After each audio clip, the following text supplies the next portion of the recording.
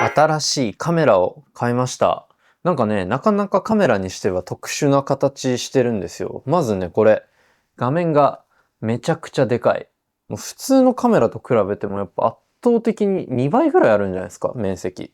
こっち側見てみると、大きいレンズ1個積んでるかと思いきや、実はですね、この iPhone のように、ここに1、2、3、3つレンズついてるんですね。まるでスマホ。しかもこれアプリみたいなの入れられて、インスタとかも見られるんですよね。まるでスマホ。極めつけはもう SIM とかも入れられるので、どうやらスマホとして使ってる人もいるらしいですね。そういうカメラです。改めてご紹介します。こちらがですね、Xiaomi 17 Ultra という最近購入したカメラになります。特徴はもう最初に述べた通りで結構カメラとしては異色なんですけど、ライカの刻印があるんですね。ここにもライカと書いてあります。ライカのカメラではないんですけど、ライカ監修ということで iPhone 17 Pro と比べると、やや大きいですね。プロマックスサイズってとこかしら。ただ、その見た目通りのコンパクトさに惹かれて購入していますが、ただコンパクトなだけではなくて、大きな特徴が抜群のカメラシステムをライカが監修していて、そして AI 処理が施されるという点です。どういうことかというと、カメラを開くと、結構ここアングル選べるんですが、ここ見てください。ここにもライカと書いてあるのお分かりいただけるでしょうか。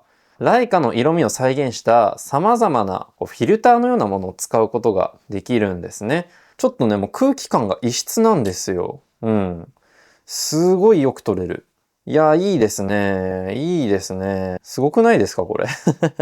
パキッと映りますよ。この裏面のカメラ。メインセンサーは1インチセンサーを搭載しています。すごくざっくり言うと、一般的なね、こういうスマホに搭載されているカメラよりも、このセンサーのサイズが大きいんです。単純に高画質になったり、ボケ感が上がったりします。で、極めつけは AI 処理です。これ、どういうことかというと、このポートレートっていうまるでスマホみたいなものがあるんですが、これがね、すごいんですよ。これで撮影すると、本格的なカメラで撮ったようなボケ感とかを AI が補正して作ってくれるんです。それじゃ普通のスマホと同じじゃんと思われるかもしれないんですけど、このクオリティがね、とにかく高くて、ぜひね、この後作例と一緒に見ていただきたいんです。単なる後処理というよりは、画質の荒さとか雑なボケ感をもう AI が補ってくれるという感じですね。とりあえず1、2週間くらいかけていろいろ撮ってきたので、ぜひぜひ見てみてください。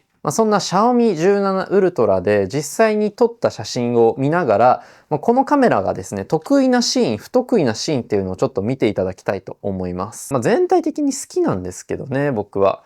これとかね、結構一眼で撮ったみたいな雰囲気すらありますよ。いやー、これもいいですよね。ボケの作り方がね、やっぱうまいんですよね。個人的、この Xiaomi 17 Ultra にとっての好条件その1は、ポートレート 3.2 倍で撮ることです。いろんなモードあるんですけど、これポートレートモードがやっぱりその精度が高いと。特にこの 3.2 倍の画角が、一番いい感じに撮れます。35mm 換算で言うと、だいたい 50mm からもう少し狭いぐらいの画角かなになると思うんですけど、いや、これすごくないですか？うわーってね。なんか、これスマホですからね。この産毛すら鮮明に捉えます。これはキスケくんですけど、腕毛すら鮮明に捉えるこの感じ。いやー、いいですよね。すごい。他のアングルをいろいろ試したり、シーンによって取り比べたりもしてみたんですけど、この 3.2 倍っていう画角が、一番この、Xiaomi 17 Ultra のカメラの特性を強く活かせている気がします。逆に、広角で撮ると、微妙っすね。別に悪くはないんだけど、スマホでもいいなっていう感覚になるかな。色味とかはね、すごいライカっぽさがあって好きなんですけど、なんか得意なシーンではないんだろうなっていうのは感じますよね。やっぱボケの描写が得意なんだろうなっていうのはすごい感じますね。で、二つ目、自然光です。これさっきも見せましたけど、光量とあと色のトーンとかも含めて、自然光だともう抜群に綺麗に撮れます。多分、これカフェでのシーンなんですけど、シャオミ的には苦手なシーンなはずなんですね。店内照明があるから。でも、左からこうね、日光が入ってるんで、そこそこいい写真にはなってる気がしますね。これはレオ遠山さんですね。レオさんは別に悪くないんだけど、ちょっとこう、スマホでもいいかなっていう感じ。別にシャオミで撮る必要ないなっていう。これとかもそうですよね。ボケ感はいいんですけど、スマホの写真だなって感じが拭えない。なんか普通なんすよ。別に感動はしないというか、喜びはそんな出てこないかな。やっぱ他の普通のカメラと比べても自然光か否かっていうのにすごい影響を強く受ける気がします。リコーの GR3X とか僕前持ってたんですけど、あれは割とどんな照明でもそこそこの点数を取れると思っています。それに比べてこれは、化ける時には化けるみたいな雰囲気がありますかね。で、得意なシーン3つ目はもうそのポートレートモードっていう名前の通りなんですけど、一つの対象を決めて写真を撮る時です。やっぱね、ボケ感を作るのがすごい得意なんで、こういうシーンですごい際立ちますよね。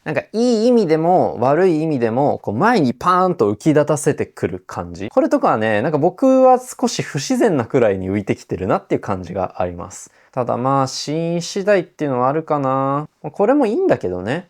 悪くないんだけど、やっぱ感動するのは被写体1個決まってる時ですよね。めっちゃ汗かいてるじゃん、これ。けど、これはすごくいいですね。綺麗ですね。で前ボケに関しては結構ね、状況次第です。すごくハマる時もあればハマらない時もあります。さっきのこれとか僕結構ね、いいなと思ったんですけど、一方でやっぱね、識別が難しい場面っていうのは結構あるっぽいですね。これ例えば、この植木の真ん中の方にピント当てて、前の方がボケてるんですけど、ちょっと難しそう。これで実際ディテール見てみても、ほら、ここがボケてたり、ここが微妙っすよね。頑張りきれなかった感がやっぱ、背景もやっぱり緑なんで、頑張ったけどちょっと難しかった感をすごく感じますね、この写真は特に。限界を見た感じ。この写真もそうですね、この後ろの機材に焦点当てたんですけど、マイクが、微妙にこう、ボケすぎてる感じ。そう、この写真は全然ピントがはまんなかったですね。うまく。そして先ほど話した AI の限界みたいなところでは別の場面でも感じさせます。AI 味が強すぎる写真っていうのもね、あるんですよ、少なからず。僕、この写真とかちょっとね、やらしさを感じるんですよね。この辺とかちょっとわざとっぽくないみたいな。絵みたいな雰囲気がちょっと出ちゃってる。ここら辺も多分人によっては、ちょっとやりすぎなんじゃないかっていうのを感じちゃうんじゃないかな。ほら、これもここのラインが、溝がね、綺麗にさばけてんのかさばけてないのかっていう感じですよね。これは悪くない。いやーでも後ろのボケ感がちょっとわざとらしいっちゃわざとらしいな。際立たせ方が限界を感じるところですかね。これのわざとらしさわかります？なんて言うんだろう。絵みたいな雰囲気。気になる人は気になるかも。あともう一つ苦手なシーンをお話しすると、光源が映ってると、ちょっとね、やっぱスマホの写真に近いなっていうのを感じます。ぼやけちゃうんですよね。なんつうの、もやがかかったような雰囲気がどうしても出てきちゃう。全体的にこう明るく映しすぎて、ちょっとこう、潰れる感じがあるんですよね。なんて言うんですかね、この、一気に立体感がなくなる感じがわかりますかね。これもそのさっき言った AI 味と合わせて、ちょっとここら辺とか絵みたいなのっぺり、ベタっとした感じがある。これとかわかりやすいですよね。微妙ですよね、これは。写真全体を明るくしようとしすぎてもやっちゃうみたいな。だからこういう強すぎる光源は結構苦手な気がしますね。普通の写真でもね、難しいんですけど、この機材ではどうすることもできないみたいな雰囲気を感じますね。でも、総じてここまで見ていただいてわかる通りで、ささっと撮ってこれだけのものが出るっていうのは結構感動ものなんですよ。これとか寝起き一発目でこれですからね。すごいいいっすよね。手軽に撮ってこれが出てくるっていうのは僕は結構感動してます。改めて自然光とか、あとポートレート 3.2 倍、視野ぐらいの角度で撮るとものすごくね、いい写真が撮れやすかったです。で、改めて、なんで今回この Xiaomi 17 Ultra を購入したのかというお話をしましょう。これをお見せすると、いや、これすごいねっていう人は多いんですけど、一方で、GR で良くないっていう人も多いんです。わかるんですが、僕は逆に聞き返したいですね。シャオミで良くないって。まずこちらの圧倒的なメリットは、薄さです。まあ、スマホなわけですよ、厚みが。なので、かさばらないんですね。ポケットに入れやすいだとか、荷物に入れやすいっていうメリットがあります。特に最近僕は、走って移動することが増えた関係で、荷物をできるだけ減らしたく、軽く薄くしたくなっているんですね。こんなカメラ持ってのほかですし、コンデジもね、ちょっと厚みが出ると、ちょっと荷物の収納が難しくなるので、薄いものが欲しいんですよ、できるだけ。そういった意味で、シャオミは最高でした。この圧倒的な薄さを活かすために、それこそね、Xiaomi 17 Ultra っていうのは、フォトグラフィープロキットみたいなのも販売しているんですが、こんなものはね、厚みを増やすだけなので、僕はこの見た目はそれっぽくなりつつ、でもスマホの薄さをそのまま活かせるように、このね、日本では多分売ってないケースをわざわざアリエクスプレスで購入しました。なので、これ実はちょっと Xiaomi 17 Ultra 用ではなくて、ライツフォン用なんですよ。細かい説明を省きますが、若干別モデル用なので、ここのリングが回転するんだけど、Xiaomi 17 Ultra は回転したとて何も起きないんで、ちょっとカタカタ揺れるだけみたいな、若干のちょっとなんかぴったりはまってない感はあるんですが、でも、総じて気に入っています。で、先ほども話したように、こちらはもうほとんどスマホのように使えるので、中でね、インスタグラムとか YouTube のアプリを入れられます。これで撮った写真をそのままインスタグラムとかに載せられるんです。つまり僕にとっては割とインスタ専用機みたいな側面があります。でもその手軽さが僕はね結構価値があるなと思ってます。わざわざこういった別のカメラで撮って毎回転送していくのって結構面倒っちゃ面倒なんですよ。で、普段こうやって撮影をしている身ですらめんどくさいので、おそらくたまにカメラを使うという方からしたら本当にめんどくさいし、なんなら毎回やり方を忘れるしみたいなのあると思います。SD カードどうやって扱うのとか、パソコンないと取り込めないじゃんとかね。そういった手間を一気に省けるのはこの Xiaomi ですよね。あとは Google フォトを入れていればそのまま共有して、こっちの自分のスマホでね、確認したり、パソコンで確認したりっていうのもできます。で、冒頭でお話しした通り、中に SIM を入れることができるので、単体で通信もできます。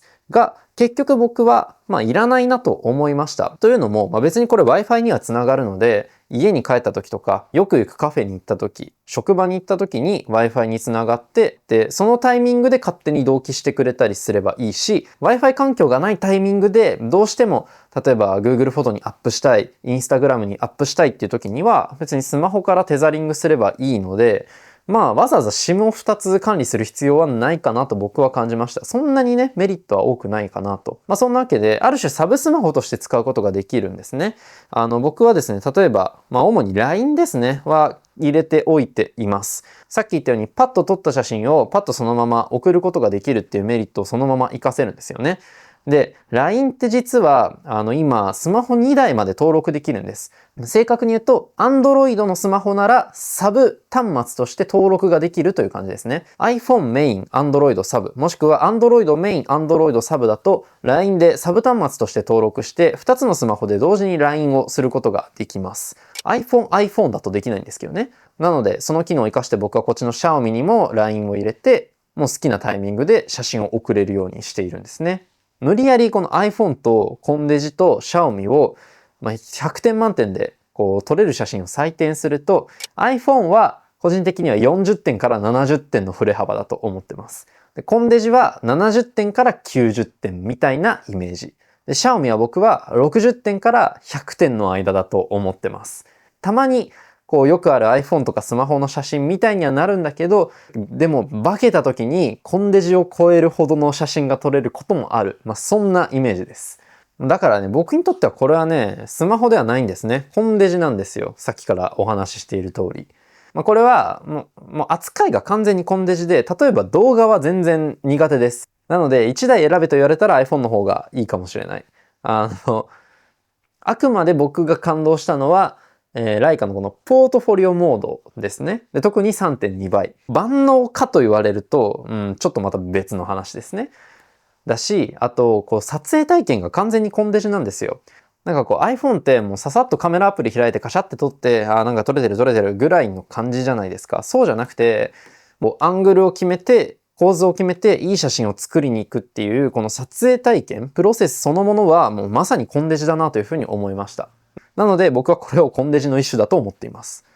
総じて僕はこの Xiaomi 17 Ultra はスマホなのにこんな写真撮れるなんてすごいねという域を超えたなと思ってます。だから普通にカメラと渡り合える写真をちゃんと撮れる。ただそれが常にというわけではないからまだまだ進化の余地はあるんだけど、それでも十分だと思います。で、これを成しているのはもちろんカメラの性能だとか、あとライカ監修っていうところもあるんですが、もう一個 AI っていうところが大きいですよね。AI 写真に対しては、いろんな意見があると思います。AI で生成した写真なんてもう全然ダメだとか、AI で合成したものはもう話にならないみたいなのも、意見としてもちろんね、わかるんですけど、じゃあそれをなんか全て一緒くたにして、もうこう一周してしまうっていうのは、ちょっと僕は頑固な意見でしかないなという気がしていて、もちろんオリジナルのこう人間がもう撮った生の写真というかね、そういった写真の価値は今後も残り続けていくし、もしかしたらもっと価値が上がっていくかもしれないです。それはもう絶対にそうなんですけど、ただそれとは別にできるだけ多くの人が、全然スキルを持っていなかったりする人が結構綺麗な写真をもう簡単に撮ることができるようになるっていうのはシンプルにいい世界だと思います。僕は技術の進歩っていうのはアクセス圏の拡大だと思っていて、これは本当にすごくいいことだと思います。なので AI の写真だからダメとか AI じゃないからいいとかそういう話じゃなくて、シンプルにいい写真だねっていうやり取りでいいんじゃないかなと僕は思っているという感じです。で、その中でも、その写真家さんとか本当に人間がそのままに撮った写真が一個神格化されるっていうのもそれはそれで素晴らしいことだと思うので、そんな新たな価値基準の、ある種先駆けみたいな存在が僕は Xiaomi だと思いましたし、これを使ってて非常に僕は楽しいです。ぜひ皆さんもちょっと検討してみてください。ただ、お値段高いです、とても。ちょっとね、これは変な人が買うカメラかもしれないですね。iPhone 17 Pro とかよりも高いんですよ。と聞くとおかしいなと思うんですけど、一方でGR とかとね比べるとそんなに別に高すぎることもないくらいの値段なので、僕はこれは体験に比べて高すぎるっていうことはないんじゃないかなと思います。高いけどね、高いんだけど。僕がここ最近ずっとインスタグラムのストーリーとかに載せているのはこの Xiaomi 17 Ultra での写真です。結構ねやっぱねおーってなるので、これがスマホで撮れるんだ、スマホじゃないわ、コンデジで撮れるんだっていうのは結構面白いので、ちょっとねインスタグラムも含めて見ていただけると嬉しいです。ということでカメラ素人ではありながらダラダラ喋りましたが、 Xiaomi 17 Ultra 非常に気に入っているというお話でした。このチャンネルでは他にもライフスタイルに関する様々な動画を載せているので、ぜひ合わせてチェックしてみてください。またチャンネル登録高評価もよろしくお願いします。今日はこの辺で以上、なごみけでした。では。